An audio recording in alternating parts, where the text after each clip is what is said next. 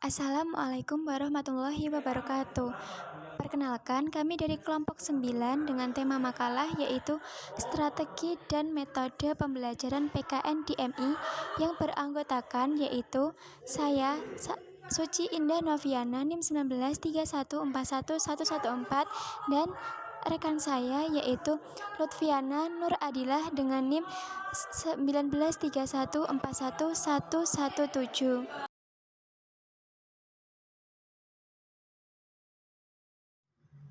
Dalam video kali ini, kelompok 9 akan membahas beberapa hal. Yang pertama adalah pengertian strategi pembelajaran PKN MI.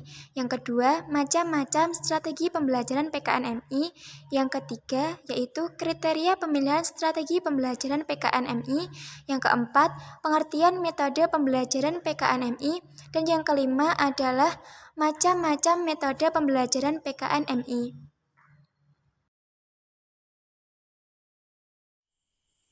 Assalamualaikum warahmatullahi wabarakatuh. Perkenalkan, saya Suci Indah Noviana NIM 1931411114 akan menjelaskan materi yang pertama, yaitu tentang strategi pembelajaran PKN DMI. Pertama, yaitu tentang pengertian strategi pembelajaran PKN MI. Arti strategi secara umum adalah suatu keahlian mengatasi masalah-masalah. Kata strategi ini digunakan sesuai apa yang ingin dikembangkan untuk memudahkan suatu tujuan tertentu. Nah, pengertian strategi pembelajaran ini cukup beragam, walaupun pada dasarnya itu sama. John tahun 1983 berpendapat bahwa strategi adalah suatu prosedur yang digunakan untuk memberikan suasana yang kondusif kepada siswa dalam rangka mencapai tujuan pembelajaran. Dan pembelajaran sendiri dalam arti sempit merupakan suatu proses atau cara yang dilakukan agar seseorang dapat melakukan kegiatan belajar. Sedangkan dalam arti luas, pembelajaran adalah suatu proses atau kegiatan yang sistematis yang bersifat interaktif dan komunikatif antara pendidik dengan siswa di kelas yang dihadiri secara fisik oleh guru untuk menguasai kompetensi yang telah ditentukan. Zainal Arifin tahun 2019 halaman 10.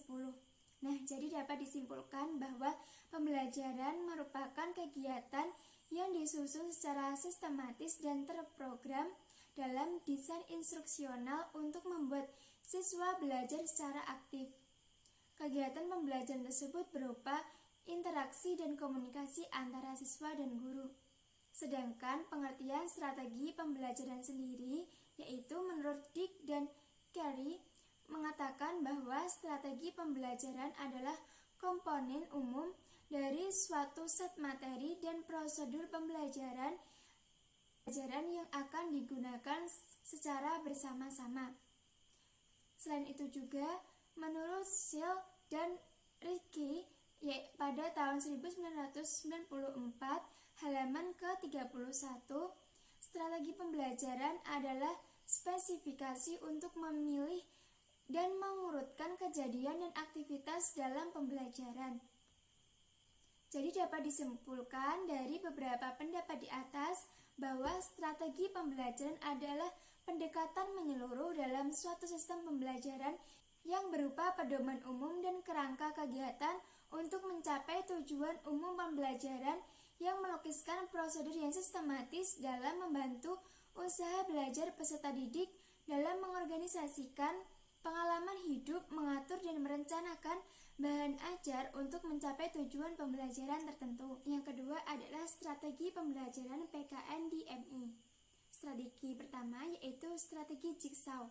Strategi ini digunakan jika materi yang akan dipelajari dapat dibagi menjadi beberapa bagian. Materi tersebut tidak harus disampaikan secara berurutan. Nah, strategi ini dapat melibatkan seluruh siswa dalam pembelajaran dan sekaligus dapat melatih siswa mengajarkan sesuatu kepada orang lain. Yang kedua adalah strategi reading guide atau membaca buku ajar. Strategi ini diterapkan jika waktu yang tersedia untuk membahas suatu materi sangat terbatas. Nah, para siswa-siswi dapat diminta untuk membaca materi yang akan dibahas dengan membuat kisi-kisi panduan. Yang ketiga adalah information search atau mencari informasi. Nah, strategi ini dapat diterapkan pada materi yang padat, monoton, dan membosankan. Materi dapat diambil dari berbagai sumber seperti koran, majalah, tabloid, dan sebagainya. Yang keempat adalah critical incident atau pengalaman penting. Nah, strategi ini pada umumnya digunakan untuk memulai pembelajaran dengan tujuan melibatkan peserta didik sejak awal dengan meminta mereka mengungkapkan pengalaman-pengalamannya. Strategi ini juga cocok digunakan bila tujuan pembelajarannya mengajarkan peserta didik untuk berempati atau merasakan apa yang dirasakan oleh orang lain. Yang kelima adalah seeing how it is atau melihat kejadian sebenarnya. Strategi ini dimaksudkan untuk memahami suatu kondisi tidak lazim yang terjadi atau dihadapi oleh seseorang. Dengan strategi ini, peserta didik diminta untuk membayangkan bagaimana dan apa yang dilakukan oleh orang yang mengalami kondisi tersebut. Nah, yang keenam adalah brainstorming atau curah gagasan. Strategi ini merupakan langkah inventarisasi ide atau melalui curah pendapat tentang topik tertentu dengan bebas tanpa seleksi. Nah, yang ketujuh adalah small group discussion atau diskusi kelompok kecil. Nah, strategi ini bertujuan untuk membangun kerjasama individu dan kelompok, kecakapan analitis, dan kepekaan sosial, serta tanggung jawab individu dalam suatu kelompok. Yang kedelapan adalah point counterpoint atau adu argumen. Strategi ini bertujuan untuk merangsang diskusi, membangun argumentasi, dan memiliki pemahaman yang lebih mendalam tentang berbagai isu yang kompleks. Nah, yang kesembilan adalah aktif debat atau debat aktif. Strategi aktif debat ini merupakan suatu strategi yang dapat mendorong peserta didik untuk berpikir kritis, argumentatif, dan reflektif. Nah, strategi ini secara aktif melibatkan semua peserta didik di dalam kelas, bukan hanya para pelaku debatnya atau presenternya saja. Nah, yang ke-10 adalah role playing atau bermain peran. Tujuan utama dari strategi ini adalah untuk mengajarkan peserta didik bagaimana berempati. Strategi ini dapat menstimulasi peserta didik untuk mengasosiasikan dirinya dalam suatu peran tertentu sehingga peserta didik lebih dapat memahami, mendalami, dan mengerti tindakan sosial yang dilakukan oleh orang lain di lingkungan sosial. Yang ke-11 adalah poster comment atau mengomentari poster atau gambar. Nah, strategi ini bertujuan untuk memberikan stimulus dan meningkatkan kreativitas dan mendorong penghayatan peserta didik terhadap suatu permasalahan. Nah, dalam strategi ini peserta didik didorong untuk bisa mengungkapkan pendapatnya secara lisan tentang suatu poster atau gambar. Yang ke-12 yaitu konsep map mapping atau peta konsep. Nah, strategi ini menuntut daya kreativitas dan kemampuan tingkat analisis tinggi. Dalam pelaksanaan strategi ini, peserta didik diminta untuk membuat sintesis atau diagram dari konsep-konsep utama yang saling berkaitan dengan memberikan tanda panah atau garis yang memiliki arti hubungan antar konsep tersebut. Ketiga adalah kriteria pemilihan strategi pembelajaran PKN di MI. Menurut Reiha tahun 2014, penggunaan strategi berdaya guna dan berhasil guna perlu memperhatikan beberapa kriteria pemilihan strategi. Beberapa kriteria yang harus dipertimbangkan dalam pemilihan strategi pembelajaran tersebut yakni 1. Faktor pemilihan, seperti pemilihan bahan ajar, terutama berhubungan dengan tingkat kedalaman dan keluasannya. Yang kedua adalah faktor penentu, seperti penentuan tujuan pembelajaran, terutama harus berorientasi pada semua domain dalam pembelajaran. Yang ketiga adalah faktor efisiensi, yaitu berorientasi pada ekonomi, terutama pada pilihan yang sederhana, mudah, dan murah. Yang keempat adalah faktor efektivitas, yaitu berkaitan dengan instrumen yang digunakan, terutama instrumen yang berkaitan dengan tujuan, tugas-tugas, dan motivasi. Yang kelima adalah faktor relevansi, yaitu berkaitan dengan proses belajar dan hasil belajar. Yang keenam adalah faktor pengaturan, yaitu berkaitan dengan pengaturan interaksi belajar yang multi-wave traffic communication dan pengaturan mengenai pengolahan besar yaitu expository, heuristik, dan hipotetik. Nah, yang terakhir adalah faktor aktivitas siswa, yaitu berdasarkan prinsip CBSA, Joyful Learning, dan Constructive Visit. Nah, baik teman-teman, kita akan masuk ke materi yang selanjutnya mengenai metode pembelajaran PKN-MI. Nah, yang pertama ada pengertian metode pembelajaran PKN-MI. Nah, sebelumnya perlu kita ketahui tentang pengertian dari metode itu sendiri. Nah, menurut bahasa, metode berasal dari bahasa Inggris yaitu method. Kemudian bahasa Yunani methodos yang berarti meta sesudah atau melampaui. Hados yang berarti jalan atau cara atau jalan. Nah, kemudian menurut istilah, makna metode adalah cara kerja yang bersistem untuk memudahkan pelaksanaan suatu kegiatan guna mencapai tujuan yang telah ditentukan. Nah, sedangkan menurut Sagala, metode pembelajaran adalah cara yang digunakan oleh guru atau siswa dalam mengolah informasi berupa fakta, data, dan konsep pada proses pembelajaran yang mungkin terjadi dalam suatu strategi. Nah, jadi kesimpulannya, metode pembelajaran itu merupakan suatu cara yang digunakan oleh seorang guru dalam proses pembelajaran yang efektif. Gitu. Nah, selanjutnya kita masuk pada macam-macam metode pembelajaran PKN-MI. Nah, dalam tadi sudah dijelaskan tentang strategi pembelajaran, itu juga ada beberapa macam-macamnya. Kemudian juga dalam metode ini ada juga macam-macamnya. Ada apa aja sih? Yuk kita simak. Nah, yang pertama itu ada metode diskusi. Nah, metode diskusi adalah salah satu teknik belajar mengajar yang dilakukan oleh seorang guru di sekolah, yang dimana di dalam teknik ini terjadi proses interaksi antara dua atau lebih individu yang terlibat, saling tukar-menukar pengalaman, informasi, memecahkan masalah, informasi, memecahkan masalahnya, sehingga dapat juga semuanya aktif, tidak ada yang pasif sebagai pendengar, seperti itu. Nah, kemudian ada yang metode kedua, yaitu metode kerja kelompok. Nah, metode kerja kelompok adalah suatu cara mengajar di mana siswa di dalam kelas dipandang sebagai satu kelompok atau dibagi menjadi beberapa kelompok. Mereka bekerja sama dalam memecahkan masalah atau melaksanakan tugas tertentu dan berusaha untuk mencapai pengajaran yang telah ditentukan oleh guru. Nah, kemudian metode yang ketiga yaitu metode penemuan. Nah, metode penemuan ini merupakan proses di mana seorang siswa melakukan proses mental yang harus mampu mengasimilasikan suatu konsep ataupun prinsip.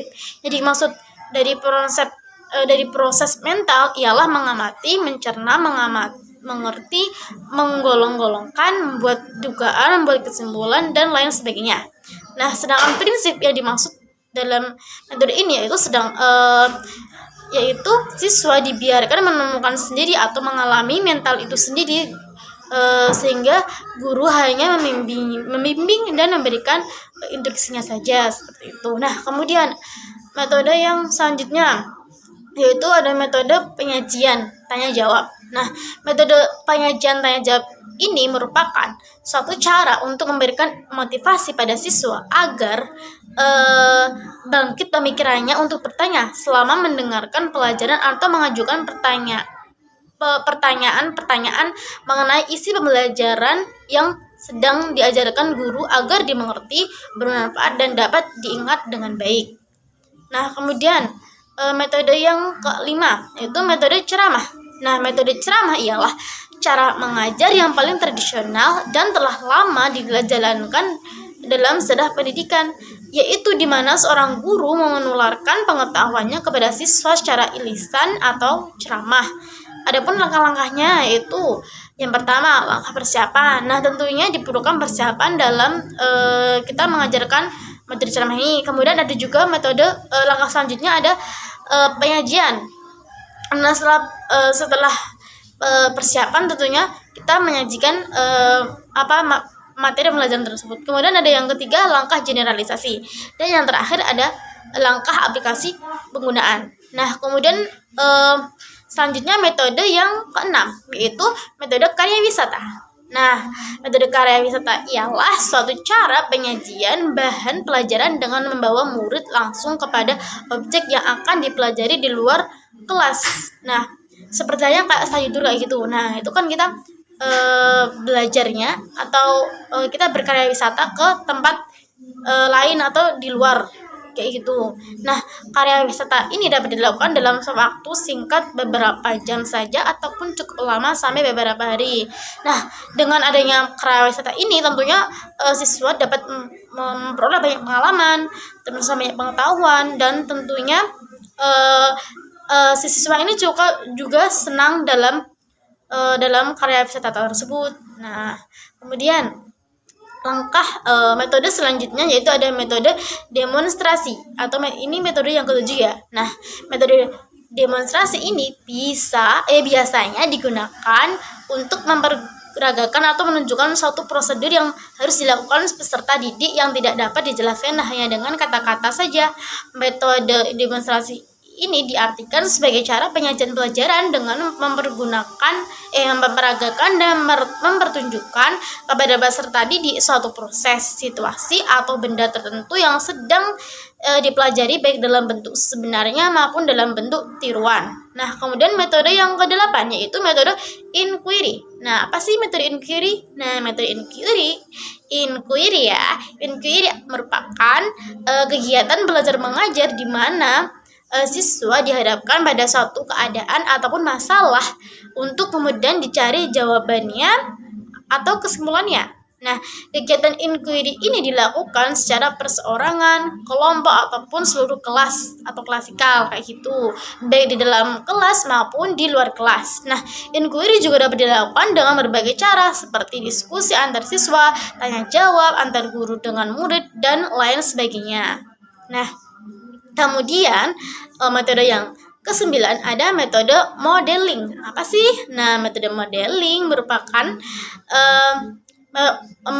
metode yang sangat berperan dalam mengajarkan materi-materi, khususnya materi pelajaran PKN ya, yang berisi nilai-nilai moral.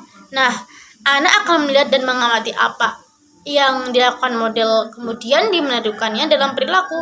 Selain guru model yang digunakan dalam pembelajaran PKN dapat berupa manusia, misalnya tokoh masyarakat, aparat pemerintahan, pemimpin negara, terusan pahlawan bangsa, dan lain sebagainya. Nah, kalau non manusia itu misalnya menggunakan kancil dalam cerita kayak gitu. Nah, kemudian selanjutnya metode yang ke-10 yaitu ada metode gaming. Nah, metode gaming ya. Nah, metode gaming merupakan metode pembelajaran PKN yang menuntut siswa untuk berlomba-lomba menang atau kalah. Nah, menonton menang kalah ini dilihat dari sisi skor atau kecepatan dalam menyelesaikan soal-soal dengan benar. Nah, jadi ini guru memberikan soal-soal kepada siswa sehingga siswa itu berlomba-lomba agar menjawab pertanyaan tersebut dengan benar kayak gitu. Nah, kemudian metode yang ke-11 ada metode penanaman nilai. Nah, metode penanaman nilai ini dapat diajarkan kepada siswa yaitu dengan yang pertama memberikan nilai atas sesuatu, kemudian membuat penilaian yang rasional dan dapat dipertanggungjawabkan, dan kemudian memahami serta mengamalkan nilai-nilai yang berlaku dalam masyarakat seperti itu. Nah, kemudian ada selanjutnya metode yang ke-12 yaitu metode bermain peran. Nah, metode bermain peran merupakan ini berperan atau memainkan peranan dalam dramatisasi masalah sosial atau psikologis. Nah, bermain peran sendiri adalah salah satu bentuk permainan pendidikan yang digunakan untuk menjelaskan perasaan, sikap, tingkah laku, dan nilai dengan tujuan untuk menghayati perasaan, sudut pandangan, dan cara berpikir orang lain. Nah, metode bermain ini metode bermain peran ini siswa diajak untuk belajar memecahkan masalah pribadi dengan bantuan kelompok sosial dan anggotanya serta teman-temannya sendiri kayak gitu. Nah, Kemudian metode yang ke-13 atau metode yang terakhir dibahas di presentasi kali ini, ya menurut kelompok kami, yaitu ada metode Scramble. Apa itu metode Scramble? Nah, metode Scramble menurut Taylor merupakan metode dalam sebuah pembelajaran yang dapat dapat meningkatkan konsentrasi dan kecepatan berpikir siswa. Metode ini secara tidak langsung menggabungkan otak kiri dan otak kanan dengan menjawab soal dengan menerka jawaban yang tersedia dalam kondisi acak. Nah, adapun langkah-langkah yang dapat dilakukan dalam metode Scramble ini, yaitu ada yang pertama, guru menyajikan materi yang sesuai dengan kompetensi. Kemudian buatlah pertanyaan yang sesuai dengan materi pembelajaran. Kemudian buatlah jawaban yang telah diacak susunan huruf atau kata. Dan kemudian yang terakhir ada guru membagikan lembar kerja sesuai dengan materi pembelajaran. Nah, demikian tadi ada beberapa pembahasan mengenai strategi dan metode pembelajaran PKN-MI. Nah, mungkin itu dulu dari kami, kurang lebihnya mohon maaf. Semoga dapat dipahami. Wassalamualaikum warahmatullahi wabarakatuh. Terima kasih.